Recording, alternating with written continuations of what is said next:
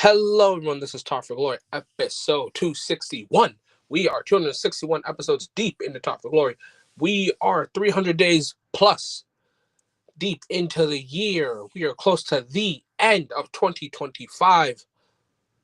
We are, I don't know how many hours from now, till Stardom, Dream, Queendom. We are about a week or two away from New Japan Pro Wrestling, Wrestle Kingdom.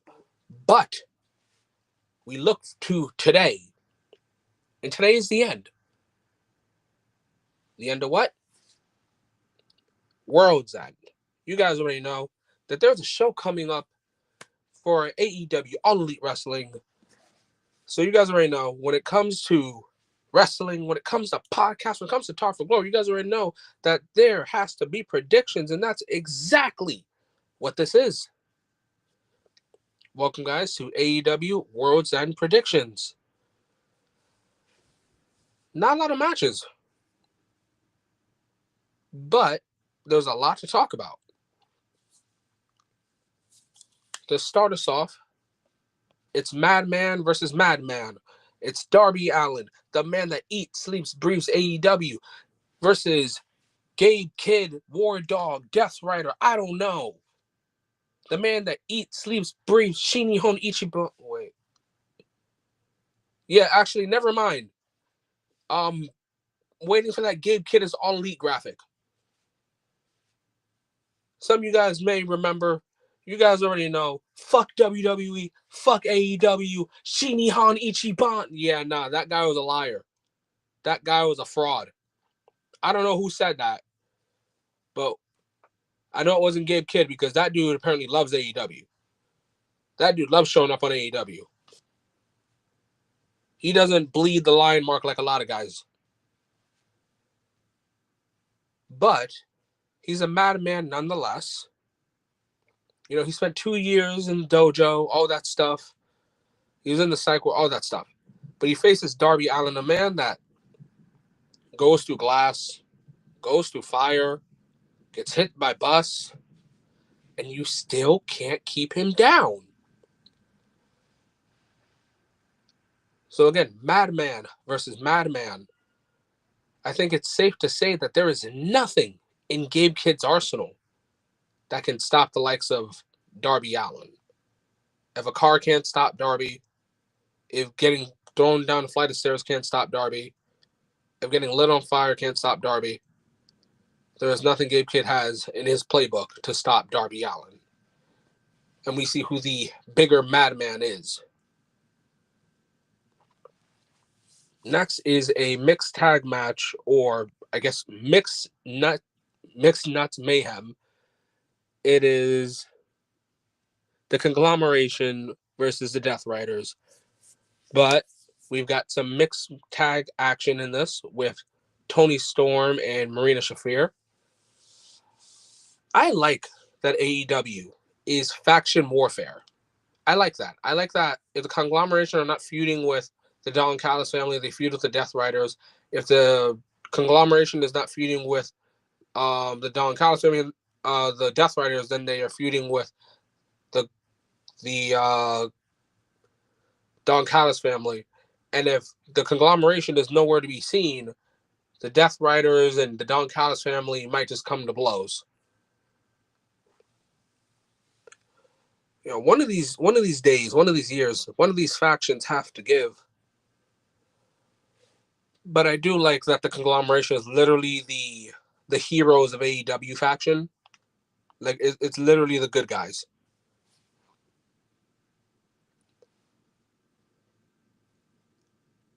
I don't know how I should feel about this because I kind of wanted Claudio to have a singles match. I wanted Claudio versus Roderick Strong. This time you give me 20 minutes. But I'm not mad at this tag match. Hell, I wanted to run back Pac versus Kevin Knight. Some of these C2 matches, you could have ran them back. Sure, they won't win anything, but it's to know who's the better man. But in this case, we would have to say and see who is the better faction. Honestly, I think the Conglomeration are going to rise up and beat the Death Riders, and it's just going to be a spiraling downwards night for the Death Riders. But yes, I have the conglomeration for the win. Now, where does both factions go from this? Mark Briscoe should be defending that TNT title. I know that he already defended it, but I'm someone who genuinely believes that champions should defend their titles on all pay-per-views. Who knows? Maybe Mark Briscoe finally gets a world title match. I know some people are like pining for that. Also, I need to see Pac challenge for the AEW world title. I know it sounds crazy, but I need that. I need Pac to challenge. I need Claudio to challenge. Hell, if you really want, you can throw Wheeler Yuta like in an ROH world title match.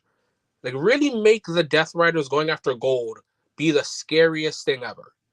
Because like what's gonna happen if they get back the AEW world title? What if they get the ROH title? What if they get the trios titles again? What if they get the ROH trios? What if they get the pure? What if they get like all these titles? Like I want the idea of the Death Rider with gold to strike fear into the AEW locker room. But beyond that, though, again, I got the conglomeration and hope it's a fun match. Because I don't know what the hell a Mixed Nuts Mayhem match is, unless it's just a what do they call this match? An Anarchy in the Arena match. But now we're gonna start talking about champions. First, it is for the AEW Women's Championships, AEW Women's Tag Team Championships. It is the first ever. It is the Babes of Wrath, Harley Cameron, Willow Nightingale versus the, I don't know, 8, 9, 10, 11, 12 champion, Mercedes Moné versus the 1,000+ day, the Forever Joshi, the Forever Champion, the American Joshi, the Fallen Goddess, the Minion Overlord, the Forever Ring of Honor Women's World Champion, Athena. As you guys can already tell, there's so much I gotta say that I'm stumbling upon my words. I love tag team wrestling. Everyone here knows that. Tag team wrestling is my shit. When it comes to some of my favorite matches, it's definitely in like tag team wrestling. I love the idea of Babes of Wrath first challengers being the most dominant singles champions in AEW and ROH currently going today.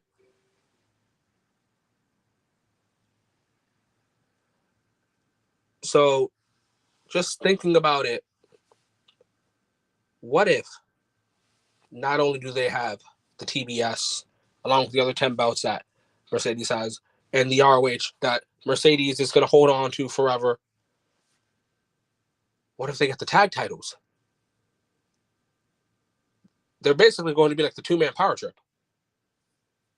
Mercedes and Athena are literally going to be the two-woman power trip with all that gold. But does that mean that we get Babes of Wrath just, they win the tournament, but then they drop the belts? No, I don't think we are getting Babes of Wrath to lose so easily. Because while yes, Athena has beaten Willow, Mercedes has beaten Willow, Athena has beaten Harley, I think. Mercedes is beating Harley. That's in one-on-one. And sometimes you can be the best wrestler in the world by yourself, so good you don't know how to function as a team. You know, just because one person's at a level 80 and the other person's at a low 50, that doesn't change the fact that the opposing team might both be at level 75. So who knows, maybe there might be a carry on the team of the dominant champions.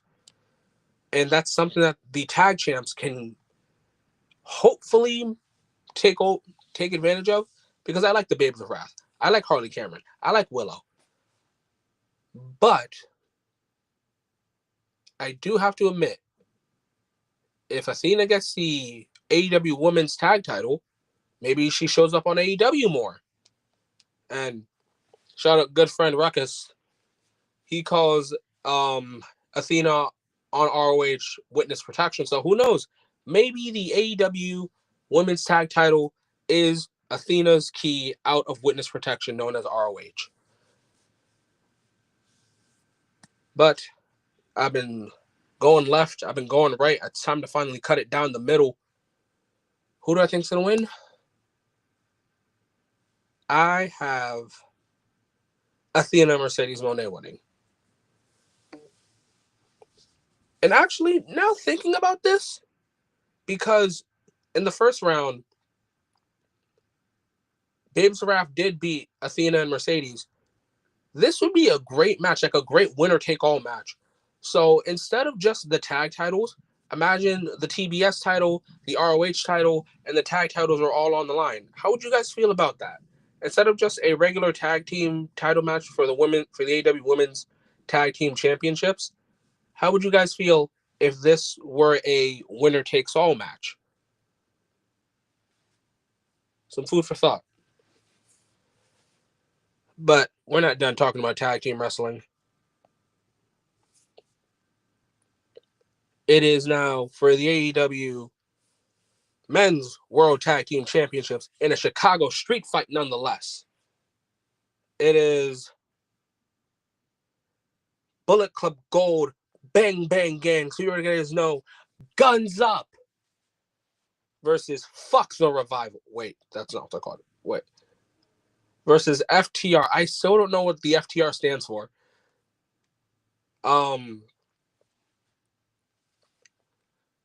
Again, this is a Chicago street fight, so please, street fight attire. Like you guys are going out to a club and you just so happen to bump into each other, and now it's on site. That's all I asked for in a street fight, and all kinds of street fights. But it is damn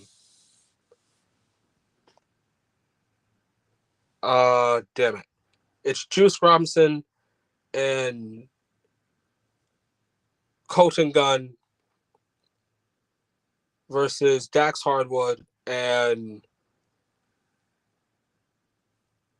goddamn, why the hell am I forgetting this dude's name? Cash Wheeler. For a minute I almost said Joey Wheeler. Cash Wheeler, FTR, Bang Bang Gang. Honestly, I think that the Bang Bang Gang, no matter the tag team, whether it be the Guns, whether it be Colton and Austin, or Juice and Jay, have the best match with FTR. I know that people say like the Young Bucks have the best match with FTR. I gotta disagree. I have to disagree, unfortunately. I think FTR's best match in AEW is the 2 out of 3 falls match that FTR had against Bullet Club Gold, Juice Robinson, and Jay White. That is my favorite FTR match. You guys let me know, what's your favorite FTR match? A lot of people say that they are one of the greatest tag teams ever. They're Talk for Glory's Tag Team of the Year 2 years ago. One moment.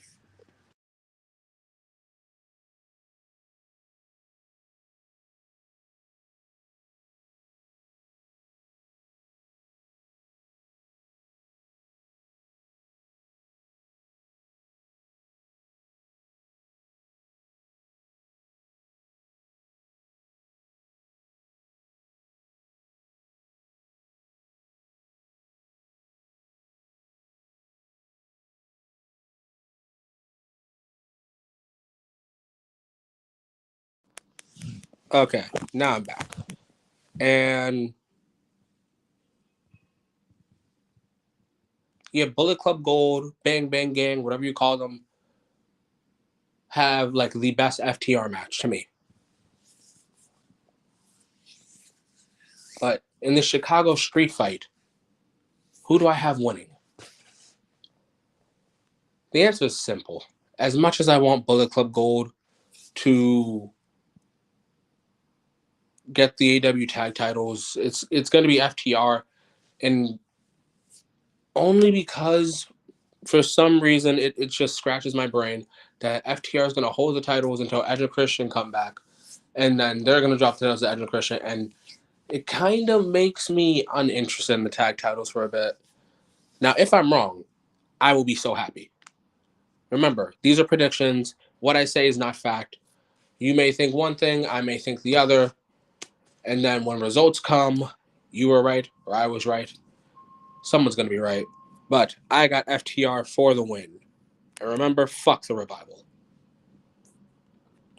Next is for the AEW Women's Championship. It is arguably the most underappreciated woman in all of AEW currently going today. It is Chris Statlander, defending champion, versus the heaviest hitter in all of AEW, Jamie Hayter. This match, I've been waiting for this. I've been waiting for this match more than anyone knows. When it comes to this match, I would love nothing more than to see Jamie Hayter with the AEW Women's Championship. Actually, I think that there are only 3 people that are good enough to beat Chris Statlander for the AEW Women's Championship, and that is Jamie Hayter, Willow Nightingale, and Thekla. One of those 3 women will be the one to stop Stat. But tonight is Hayter night. It's Saturday night Stat, or Saturday.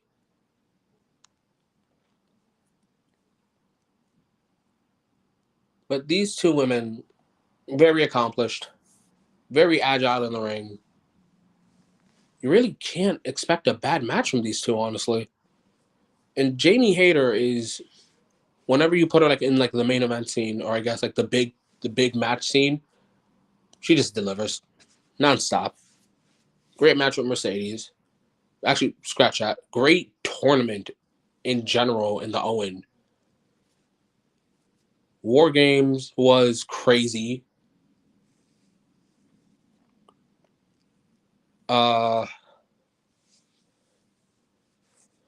Actually, yeah, just a whole lot of Hayter. While Stat, on the other hand, phenomenal matches with Tony. Great match with Mercedes. Hell, great rise to the top. But now these women are meeting and clashing for the first time, in my opinion, in their best forms for the AEW Women's Championship. Now,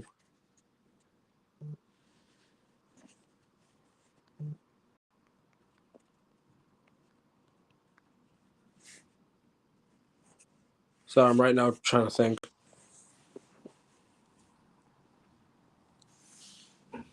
So I see. One moment.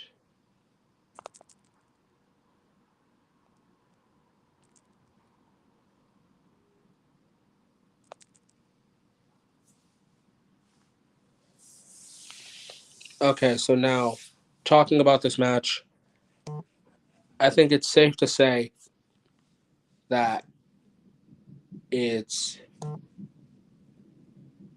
Jamie Hayter's biggest opportunity since,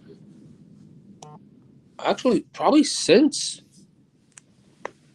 she won the title the first time. And her and Tony were magic. Her and Tony were phenomenal.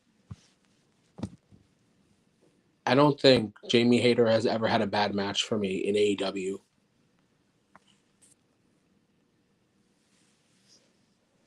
Stat, on the other hand, she is just climbing to the top, and the sky's the limit for her, and she's the champion. But I can't bullshit any longer. I gotta give my predictions. I think the winner will be Chris Statlander. And with big wins over the likes of Tony Storm, Mercedes Moné, Jamie Hayter, who do you think will be the one to beat and dethrone Chris Statlander? All right, guys, now we're about to talk about one of my favorite tournaments in all of wrestling, and that is the C2. We are in the semifinals.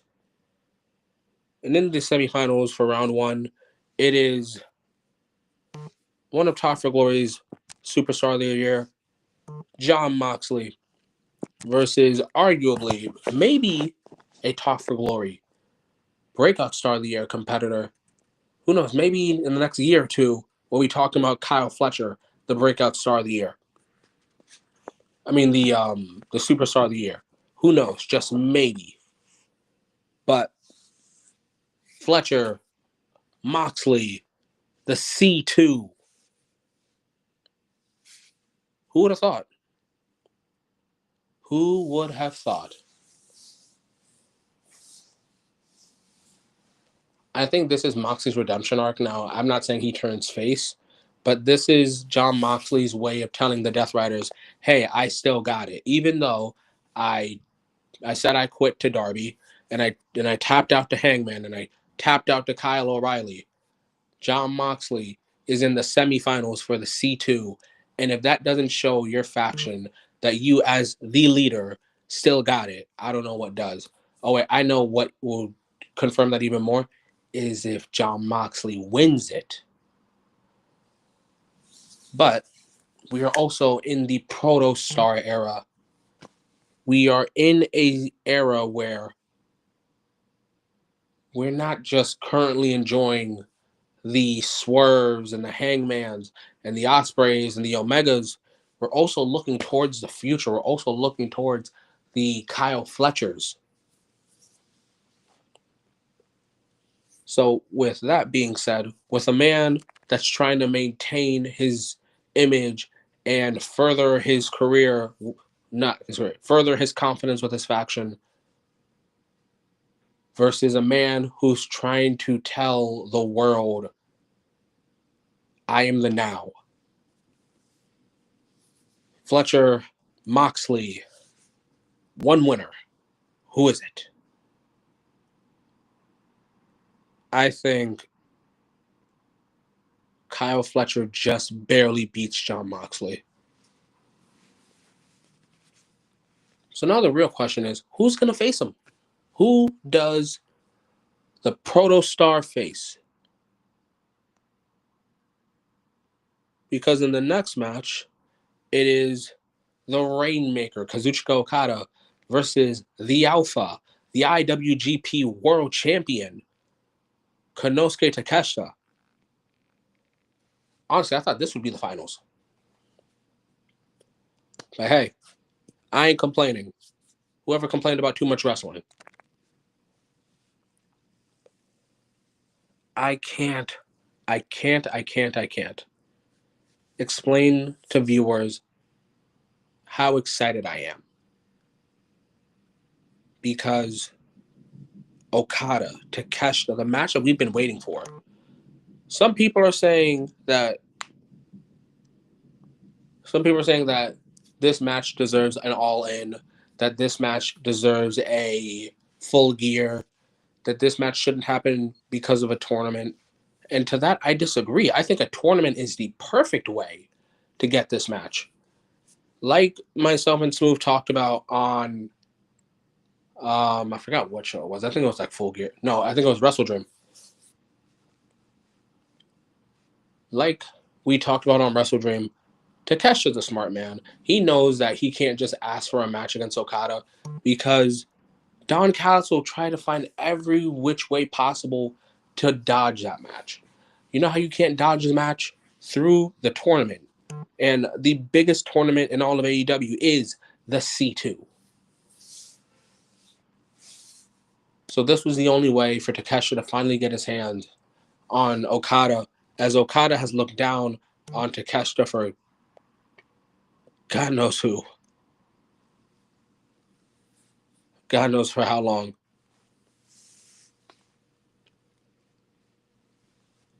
But we're finally here. Rainmaker, Alpha, DDT, New Japan, Don Callis family.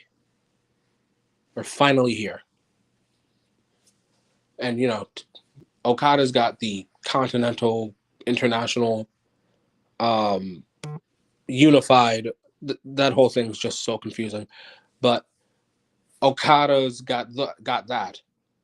And he's been stated to be the greatest tournament wrestler of all time. That's not my words. But he faces a man that, if we look back at his career, he double champed at the Tokyo Dome. He's broken records in New Japan Pro Wrestling. He's won tournaments. He's won the title. He is the Alpha. It's not going to be easy. It's going to be the biggest fight of his life until January 4th. But I think Konosuke Takeshita will get the win. And in the finals, we will get a Proto Star versus Alpha, Proto Kashta, or was it Proto Shida? Yeah, a Proto Shida finals between the Alpha, the Proto Star, Kyle Fletcher, Konosuke Takeshita, Continental Championship, C2 finals. Now the real question is, who's the winner? Who is walking away with the title? Who is going to be that new champion? And I think there is no bigger symbol, no bigger sign of I am the now than Kyle Fletcher winning that. But I have an agenda to push. I think Konosuke Takeshita gets this win because he is the most hardworking man in all of wrestling right now. Name me a more hardworking man. Name me a triple contracted person. Name me someone that double champed at the Tokyo Dome. Name me somebody that won a G1, a 5-star, an N1, C2. Name me a harder worker than Konosuke Takeshita. Name me who's going to be name me somebody that is going to be in one of the biggest matches in Wrestle Kingdom. There is no one. There is only one. There is Konosuke Takeshita. Will this cause friction within the Don Callis family? Maybe, but I think it's going to be the best friction ever because it's Kyle Fletcher versus Konosuke Takeshita, where I promise you after this match, Kyle Fletcher will be the biggest monster in 2026. But yes, that is my final decision. I believe the 2025 C2 winner is the Alpha, Konosuke Takeshita, the IWGP World Champion. All right, so about to be pushing 40 minutes on this. I'm not 40, 30 minutes on this. And I see that we have 5, 6 viewers. Thank you for just watching. If you guys are enjoying Talk for Glory, that's great. If you guys have any comments, questions, concerns, you say it here, you say it in the comment section, or you do the one thing that Talk for Glory does, and that's promote the socials. And we promote, and what you do, you just follow.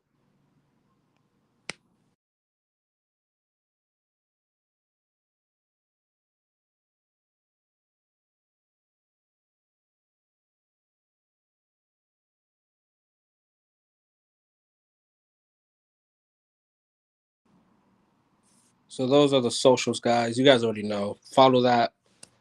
Add us. Hit us up. All those things. When it comes to Talk for Glory, we love the interactions. Join the Talk for Glory Discord. It's linked down below in the description. And let me know, what is your favorite match? Also, one last thing I have to ask. If Konosuke Takeshita wins the C2. I know that Okada holds the record for most tournament wins. But if Konosuke Takeshita were to win the G1 and the C2 in the same year, would that make him the greatest tournament wrestler in all of wrestling today? You guys let me know. All right, time to hit the main event for the AEW World Championship. It is defending champion Samoa Joe, the Samoan submission machine. If you guys don't know him by that name, you're just too damn young. Versus whose house? Swerve's house. Swerve Strickland versus absolute cowboy shit, the main character, the hero, the savior of AEW. Hangman Adam Page versus the devil, the scumbag, the biggest menace in all of AEW. Maxwell Jacob Friedman, MJF. You know, I wish that this were a elimination fatal 4-way. Because although I enjoy the whole theatrics of like, hey, someone's locking in a submission, break it up, or hey, someone's pinning, break it up, I would kind of find it funny if Joe were to lock in the Kokita and Maxwell is just like he's struggling and he's like yelling for Hangman and Swerve to help him. And they're just like, nah, it's elimination. But that's not the case. First pinfall wins, first submission wins, and everyone here has the hunger to be a world champion. And I think that's the best part. Everyone here fits. Everyone here looks, everyone here sounds, everyone here moves like a world champion. But there is only one world championship. And it lays on the shoulder of Samoa Joe. The real question is, does Joe go into 2026 with the world title? I don't think so. And hear me out on this when I say this, because a lot of people are going to be like, wait, you want Joe to have a short reign? Yes. I'm sorry, but let's bring back the short title reigns. I have said for multiple WWE wrestlers that insert wrestler should be a 2, 3, 4, 5-time champion. Why? Because they should have a short reign. I have said multiple times that I think Cody should be like a 4-time WWE champion because there are multiple times throughout his run where he could have lost it and then won it back. Joe is the perfect AEW wrestler for that exact accolade. Oh, he's a 2-time champion, but he had short reigns. I don't care. He's a 2-time champion. There were 3 younger, hungrier guys than Joe in this match. And I'll be real, I don't think Hangman gets the belt back so fast, so easily. I think Hangman Page will literally come back to the AEW World Championship when AEW needs him. Again, he is the hero. He is the main character. He is the savior. So now this comes down to MJF, Swerve Strickland. Swerve, he's the man that stopped Joe the first time. He's the man that had his fun run, his great run, and then he lost it to... Give me a second. I have to try to remember. Who did Swerve lose the world title to?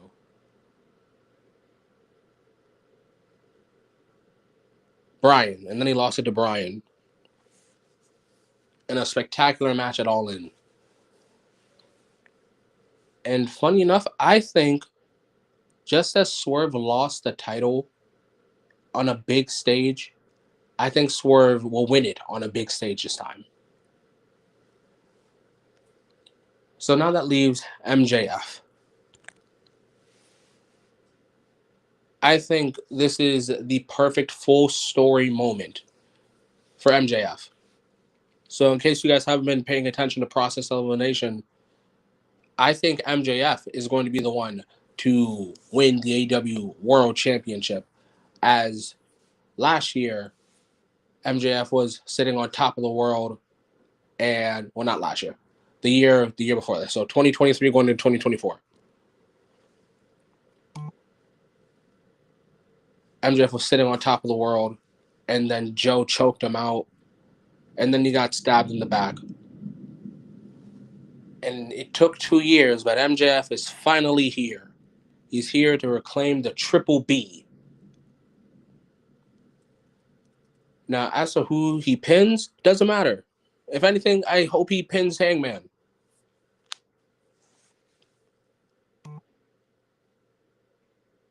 And then after that, we have a new AEW World Champion, MJF, 2-time, again, the longest reigning.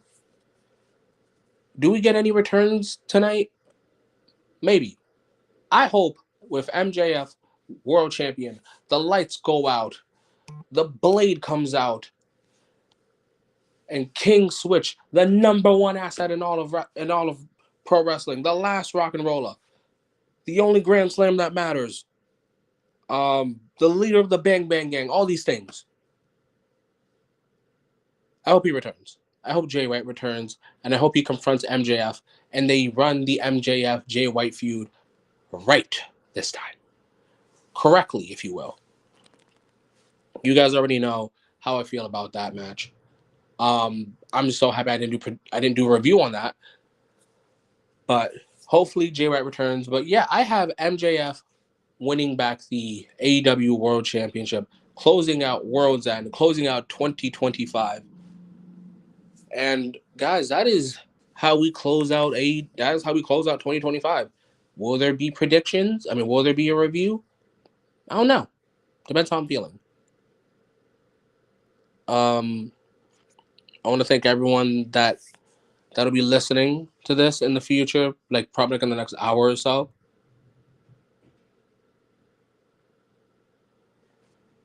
And I hope you guys enjoyed your holiday. I hope you guys enjoyed Christmas. New Year's is coming. Hope you guys are going to have fun, spend time with your family, love them, hold them, all those things. Enjoy this podcast, guys.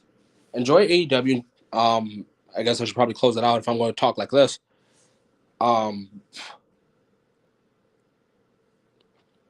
Enjoy your holiday. Have a great day and or night. Keep your Christmas tree up just a little bit longer. Stay safe. And above all else, enjoy wrestling. Happy New Year's, guys.